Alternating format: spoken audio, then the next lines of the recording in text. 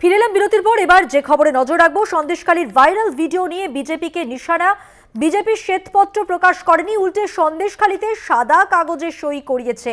ভুয়ো নির্যাতনের অভিযোগ করা হয়েছে, আর সেই অভিযোগ জাতীয় মহিলা কমিশনে পাঠানো হয়েছে। যারা তথ্য দিয়েছে কবার জেরা করেছে সিবিআই। রাজনৈতিক স্বার্থে বেছে বেছে তদন্ত হয়েছে।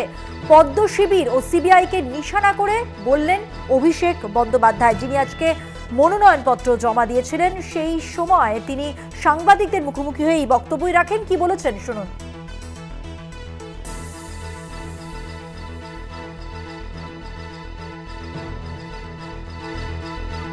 তারা বলছে, অভিযোগকারিনীরা প্রকাশ্যে এসে বলছে যে আমাদের সাদা কাগজে, আমি প্রধানমন্ত্রীকে বলেছিলাম শ্বেতপত্র প্রকাশ করুন।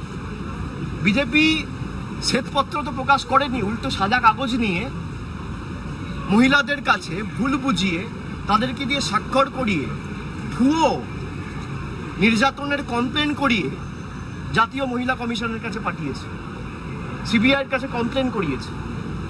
আজকে যারা এই তথ্য দিচ্ছে, সিবিআই কবার জেরা করেছে? আমরা তো এটাই বলেছিলাম যে সন্দেশখালী পরিকল্পিত। যদি কারোর বিরুদ্ধে কোনো অভিযোগ ওঠে, আইনের পথে চলবে, কিন্তু তদন্ততে সঠিক পথে পরিচালিত হয়নি। এটা তো পরিষ্কার যে রাজনৈতিক স্বার্থে তদন্ত একটা রাজনৈতিক দলের অঙ্গুলি হেলনে মার্ক করে করে তদন্ত হয়েছে। হচ্ছে জটায়ুর তদন্ত, ইডির তদন্ত হচ্ছে জটায়ুর তদন্ত। সন্দেশখালী নিয়ে কালকে রেখা পাত্রের ভিডিও ভাইরাল হয়েছে, জনসমক্ষে এসছে। আমি তো বলছি না, বিজেপি যাকে প্রার্থী করেছে, প্রধানমন্ত্রী যার সাথে ফোনে কথা বলেছে, প্রধানমন্ত্রী যাকে প্রার্থী করেছে, সেই রেখা পাত্র বলছে যে ভুয়ো অভিযোগকারিনী, যাদের শ্লীলতাহানি হয়নি, তাদেরকে দিল্লিতে রাষ্ট্রপতির সাথে দেখা করতে বিজেপির দল নিয়ে গেছে। এরা কারা? আমি বলছি না, রেখা পাত্র বলছে। রেখা পাত্র 2000 টাকা নিয়ে কমপ্লেন করেছে, আমি বলছি না, গঙ্গাধর কয়াল বলছে। আমি মনে করি এই জল অনেক দূর গড়াবে, অনেক দূর গড়াবে। এবং সুপ্রিম কোর্ট অবধিও আমি দলগতভাবে অনুরোধ করেছি আমাদের দলনেত্রীকে যে রাজ্য সরকারের তরফ থেকে এই পুরো ভিডিও ফুটেজ যেটা জনসমক্ষে এসছে, সুপ্রিম কোর্টের বিচারের সময়, শুনানির সময় যেন পুঙ্খানুপুঙ্খভাবে ডিটিপি করে জমা দেওয়া হয়।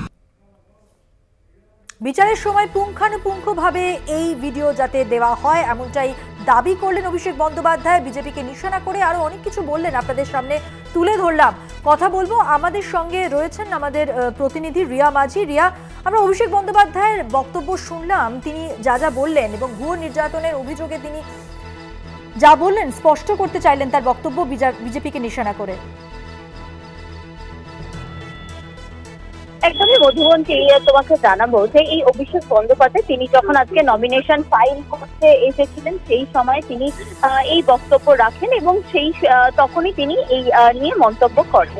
অর্থাৎ যে গঙ্গাধর কয়ালের যে ভিডিও ভাইরাল হয়েছিল, সেই ভাইরাল ভিডিওর তিনি অংশ টেনে নিয়ে এই কথাগুলো তিনি বলেন। তিনি বলেন যে তিনি নিজে বলছেন না, কিন্তু গঙ্গাধর কয়াল বলছেন যে এই রেখা পাত্রই 2000 টাকার বিনিময়ে রেপের কমপ্লেন করেছিল।